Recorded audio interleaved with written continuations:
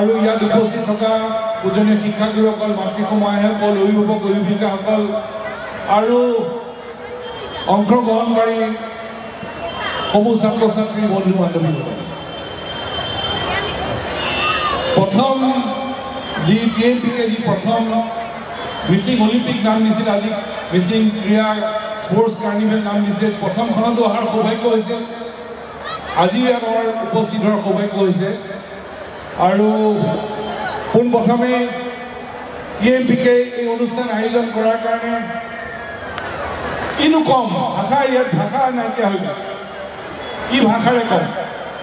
সমগ্ৰ অসমত আমাৰ বিভিন্ন জনগোষ্ঠীয় ছাত্ৰ সংগঠন আছে, সদৌ অসম ছাত্ৰ সন্থাই আমি কাম কাজ কৰি আছোঁ। কিন্তু এনেকৈ বিশালভাৱে, বৃহৎভাৱে, সুসংগঠিতভাৱে এনেকৈ ক্ৰীড়াৰ প্ৰতিযোগিতাৰ আয়োজন কিন্তু কোনেও কৰিব পৰা নাই। অসমৰ মাটিত যদি কৰিছে সেইটো এটাই ছাত্ৰ সংগঠন, সেয়া হ'ল TMPকে।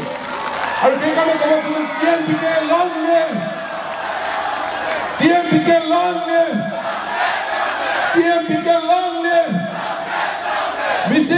Mising sports carnival long live, Mising sports carnival long live. সঁচাকৈ যি ধৰণে এই ক্ৰীড়া প্ৰতিযোগিতাৰ আয়োজন কৰিছে, অসমৰ মাটিত কোনো ছাত্ৰ সংগঠনে কৰিব পৰা নাই। আৰু সেইকাৰণে কোনো মিচিং ছাত্ৰ সন্থা, TMPকে, ইয়াৰ আয়োজকসকল, ইয়াৰ আঁৰত থকা সকলো ব্যক্তি, ইয়াৰ অংশগ্ৰহী সকলোকে আমাৰ ক'বলৈ মন গৈছে।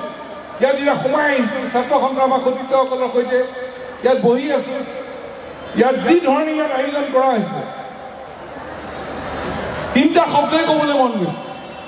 আৰু তিনিটা শব্দই হ'ল TMPকে, ইয়াত অংশগ্ৰহণকাৰী সকলোকে আমি সদৌ অসম ছাত্ৰ সন্থা আৰু সমগ্ৰ অসমৰ জনসাধাৰণৰ হৈ মই আপোনালোকক তিনিটা শব্দ ক'ব খুজিছোঁ। সেই তিনিটা শব্দ হ'ল অভিনন্দন, অভিনন্দন আৰু আপোনালোকলৈ অভিনন্দন। ইয়াৰ আগতো যেতিয়া আমি অনুষ্ঠানত অংশগ্ৰহণ কৰিছিলোঁ, গোটেই অসমত কৈছিলোঁ যে যদি ক্ৰীড়া প্ৰতিযোগিতা পাতিব লাগে বেচৰকাৰীভাৱে, তেতিয়াহ'লে আপোনালোকে TMPকে লগত যোগাযোগ কৰক, আয়োজন কমিটিৰ লগত যোগাযোগ কৰক, কেনেকৈ বেচৰকাৰীভাৱে ক্ৰীড়া প্ৰতিযোগিতা পাতিব লাগে তাৰ পৰা শিকিব লাগে। আৰু আমিও আজি সদৌ অসম ছাত্ৰ সন্থাই আমি অকপতে স্বীকাৰ কৰিছোঁ যে আমি এই ক্ৰীড়া প্ৰতিযোগিতা পাতিবলৈ আমি সৰু সুৰাকৈ আৰম্ভ কৰিছোঁ, কিন্তু আমি এতিয়া TMPকেৰ পৰা এই কথা শিকিবলৈ আৰম্ভ কৰিছোঁ যে কেনেকৈ ক্ৰীড়া প্ৰতিযোগিতা পাতিব লাগে। আৰু ভৱিষ্যতৰ দিনতো TMPকেৰ পৰা এই দিশত আমি দিহা পৰামৰ্শলৈ আমি আগবাঢ়ি যাম। কথা দীঘলীয়া ক'বলৈ থিয় হোৱা নাই।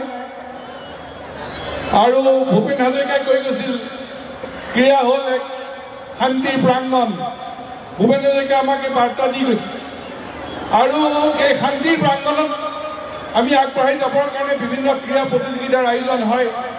ভূপেন দাই কোৱা এটা কথা মোৰ ক'বলৈ মন গৈছে। এই কথাটোকে TMPকে ইয়াত কৈ গৈছে যে এই পৃথিৱী এক ক্ৰীড়াংগন, ক্ৰীড়া হ'ল শান্তিৰ প্ৰাংগণ।